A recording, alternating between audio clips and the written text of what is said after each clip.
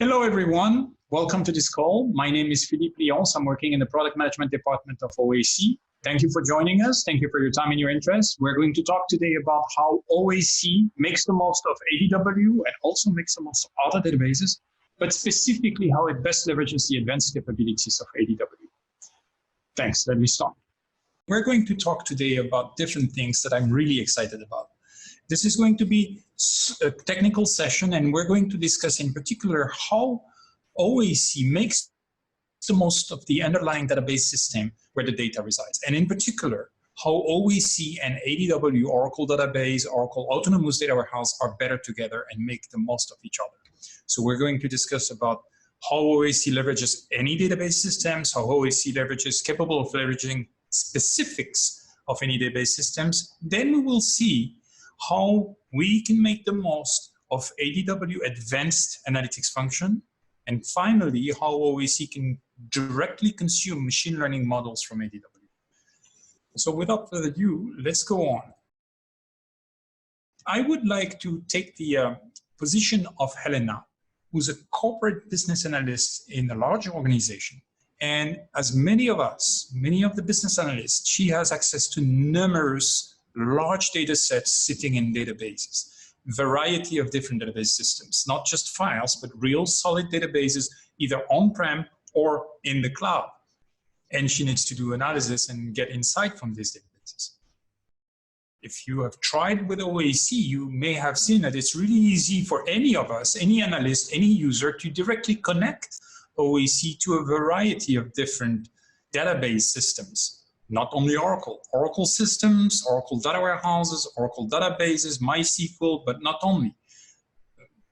IBM, SQL Server, Spark, Snowflake, Salesforce, all sorts of different databases are at your fingertips there. And this can be done whether the database is on-prem or in the cloud, and in a totally live data mode, meaning no data gets cached. It's directly OAC talking and firing queries to the database as we're building visuals. But the question is, what really happens behind the scenes when the analysts run the data visualization or a calculation in OAC? What happens in the database and how does this query get generated? OAC fluently leverages all the capabilities of the database system behind the scenes. Let me briefly demo this to you. So we're going to start with my OAC environment here, where I have some different data sets. You see these red blocks are Oracle databases, and I've just opened a data set that is about airline data, and I have 28 million flight records in this table. And I'm going to extend it here with some weather history table that I also have in the same database. And that weather history table has about 10,000 rows. And I would like to do a joint analysis of these two data sets. So let me just go and check out the two tables first. Here is our prepare view of the flights and now the weather. And I have a quick data diagram that indicates me that these two tables have been joined together. There is a connection using destination airport code to weather airport code. So we're joined, we have these two tables, and now I can go wild. I can go build visualization, selecting columns from one table, destination airport and delay. And then let's see if delay correlates with some weather information here, like wind speed. So let me click on this, pick a visualization, a scatter plot.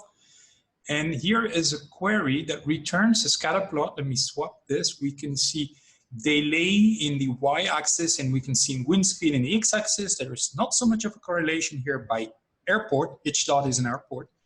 Okay, but what really matters here is what happened in the background here and how did this query generated? Remember, we have 28 million rows in one table and we have several thousands in the other one. So let me go behind the scenes in the query log. So this is fairly technical here. This is where we can see our query. Let's look at the log. The log is going to be somewhat cryptic, but if I go at the very bottom of this place, I will see something telling me that the database has returned about 332 rows to the client. Basically, this is just telling me that out of these millions and millions of records, the query that OAC fired to the database was just the right one to get only the results for that visualization. There was no data fetching. It came all back just with the right pushing of the work to the database. So similarly, if I go with some advanced calculation or some little bit more advanced calculation, let's say that we want to do some binning here. So here's a bar chart, and I'm going to measure the number of flights by arrival delay. But arrival delay is a metric, so let me bin that metric. How do I bin this metric? Well, I just drag it in the category, and the binning will, OAC will do the binning for me. And as OAC does this, it's counting millions and millions of flights and grouping them by delay time. So this came back fairly quickly, and I can modify this. Let's say I want to change this to be not 26 bins, that was the default, but let me have 10 bins. Here we go. So this is going back live, back and forth to the database. What if I wanted to go a little bit more advanced even? What if we didn't want to bin delay by flights, but instead delay by airplanes, tail number? There are about 10,000 airplanes. So now we're looking at the query that shows us the number of flights by bins of airplane delays. So as you can see, there are quite a lot of airplanes that are systematically between, quite a lot of flights from airplanes that are between 4 and 6. So anyway, this is somewhat advanced calculation. Now what happened in the background with this, right? Let me quickly check the log here again. And as you will see, the SQL, this is the same path that I went a minute ago. And we're looking at the log, and I'm going to go at the bottom of the log because I don't mean to drag you into the details of all of this, but here, let's see, we have only 11 rows that were returned to us by the database to OAC. So remember, we're looking at millions of rows on 2 tables, and we're doing binning, and yet the right thing gets function shipped to the database by OAC. So what we have seen here is that even for me as an analyst, in a self-service mode, so I was dragging and dropping columns, I was just building data sets on the fly. OAC transparently ships the heavy lift work to the underlying database engine. So I was an analyst, I brought my data sets that were in databases, and OAC has pushed the right work down to the database. And as you have seen, we have done solid analysis, and we've retrieved only a few rows from the database every time. So that's really making the most of the scalability and the power of the underlying database. And notice that this is not just Oracle. What you have seen here works for pretty much all the databases behind the scenes. But what about if a database has a specific capability that another one doesn't have? Some databases have syntaxes to address calculations that do not exist in other databases. Can OAC handle this? Can it be done in a self-service mode, or does it require some complex semantic layer? Well, it can do both. OAC is capable of speaking the right dialect to the right database transparently to make the most of their capabilities, even in the self-service mode. So there are ways of tuning this if you build a semantic layer, obviously, but even if you don't, even if you're just an analyst like I am, and you're dragging and dropping data sets, there is a simple, or OAC will actually make the most of the underlying database you have behind you. So let's go into a different quick demo. Here, I am an analyst, and I have brought across some data table with hotels in my country. And I have customers that are residing in 3 different hotels in San Francisco.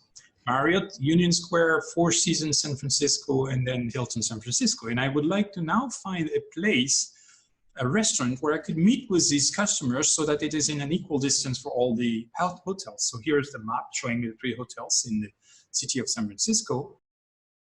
And I'm going to bring another data set to this, which is another table in the same database with the restaurant information. So I bring it in OAC, and if I visit the Prepare tab, I will see that these 2 tables have been joined on a single column, which is country codes. So they're both hotels and restaurants for the same country codes. And by the way, let's just notice that there is a geometry type column here in the hotel, as well as a geometry type in restaurant, which is a specifics of Oracle database. So we have that in OAC, and now I would like to basically leverage that geometry and calculate a distance between the restaurant and the hotel, so I can use it to filter. So I have a formula in OAC that says calculate geometry distance between hotel and restaurants. That's what I'm just doing right now, and I'm just going to average it, so I get a value, a numeric value. All right, so we have our geometry distance calculation, and if I drag the hotel name in my table here, well, first of all, I'll see all the restaurants, so there's a name of hotel and the name of restaurant, and now if I drag this distance, here's a calculation of distance. Now guess what? This is pushed into the database for happening. Now let me use this as a filter. Let me look only at restaurants and hotels that are in a distance of 250 meters from each other. And on my map, let me now drag my restaurant in addition to the hotels we have. Let's bring a color into this, like show me the color of the hotel that this restaurant is close by. And voila, now we can see our hotels and then our restaurants in colors, and each restaurant should be in a range of 250 meters, so that's an approximate. And the calculation of the distance has been used as a filter here for my demo. Now this is happening and function shipped, so pushed down directly to the database. So you've seen me drag these data sets, you've seen me just do live analysis, and the database capability, which is very specific to Oracle in this case, is leveraged by OAC so that this happening, the work, the heavy lift work is happening directly in the database. Again, this is not specific just to Oracle, but you've seen me leverage a specific capability of the database system behind the scenes. Even though I was in complete self-service mode, I brought my data set and OAC server pushed the work down to the database. This will work as well with other databases like SQL Server and DB2, and it will work with OAC server where the database doesn't support it. So this is great, but is there anything about ADW that is beyond just the specifics and the generic capabilities? Well, ADW has a lot of rich capabilities for advanced analytics. And there are specific functions that allow to do data transformation and calculations that are really powerful. Can OAC leverage this? OAC, in the upcoming release of OAC, you will have a ability, users, business analyst users will have the ability to directly invoke advanced analytics functions in ADW and execute them directly from the UI of OAC. So you can see some of this on the right of the slide here: data sampling, unpivoting, association, tokenization, feature extraction. These are all specific syntaxes that exist in the database. If you're familiar with advanced analytics SQLs, you will recognize some of the topics there. This is all going, most of it is going to be possible in the next release of OAC, and soon enough you will have a growing list of capability. How will that be executed? Let me show you a few screenshots on this. There is a feature of OAC that's called data flows. And in data flows, there is a new node that you can see highlighted here that is database analytics. And what that basically allows users to do when they select this is to apply some of these advanced analytics capabilities directly in the data flow, directly on the data that is in the data flow. So in this case, I could do sampling of a subset of this data set, or input-voting, or clustering, or some unsupervised, so unprepared, ready to go advanced analytics formulas or functions that exist in the database that can be leveraged directly in OAC. The data flow will obviously leave the data in ADW and will execute this directly in ADW. So this is pretty advanced, and it allows pretty solid analytics and calculations directly on the database. So this is really leveraging the power of the advanced analytics of ADW. And obviously the results or the experience of once the node is selected, the experience is very familiar to what you may already be familiar with in data flows. You just have to provide inputs and outputs. And this creates a data set that also resides in the database, but that will be available to OAC. Now, if I go one step further, how about OAC running directly machine learning models that have been trained in the database? Since I was just showing you screenshots of OAC analysts running advanced analytics functions in the database, why not running trained OML models in the database? And pushing obviously all the work down, the scoring work down to ADW. Without moving any data, just having very large data sets, having models that data scientists have built, and letting me, a business analyst, apply these models. That would be cool. And that's what is going to happen also in the next release. Oracle Machine Learning in ADW has a variety of very robust algorithms to do machine learning. It has a very robust execution engine. It has a set of APIs to build, design, train models so that data scientists can really do powerful work.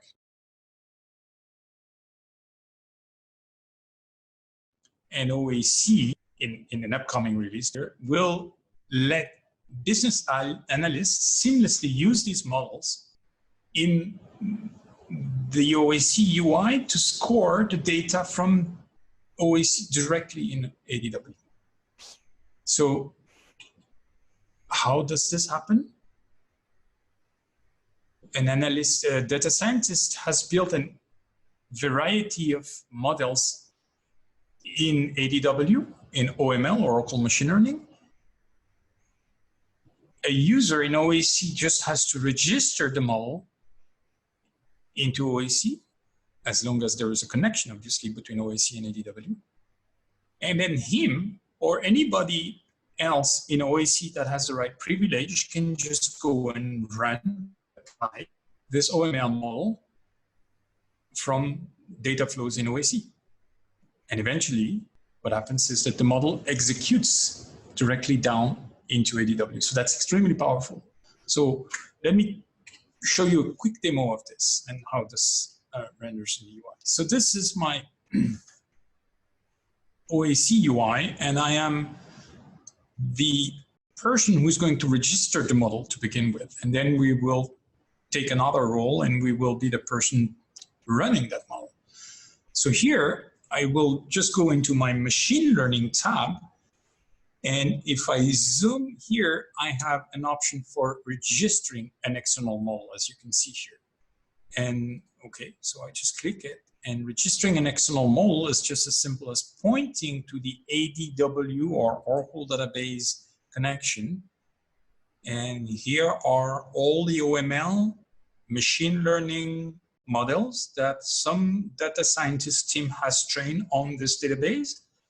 And I can look at them, I can show them in different details. And if I click on one, I should see a little bit more about what it is about. So if I click on this one, for instance, I can see that this is a decision tree classification model, and it's been designed by DM user, and it has so many input and output columns, and it has so many parameters. And guess what? This is the one that I was interested in registering. So it basically delivers a cluster, and it has input measures that are incomes. That's the model that I was looking for. Here are the parameters. I'm just going to click OK and register it. And that will just let this model exist in OAC. So once I have done this, now I'm going to swap to the other user.